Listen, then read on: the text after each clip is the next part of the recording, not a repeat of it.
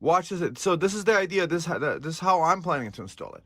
So the reason why I'm also unboxing it is I want to find out how the app looks like. I want to have it pre-downloaded because the idea is that once I get to my off-grid property, before I start doing work, for example, I'm going to need a road being built there. So I want to keep track of the work being done, on which days it was done, and for how many hours and stuff like that. I also want to see if my neighbor is using my driveway to get in and out, possibly to warn them to stay off my property and things like that.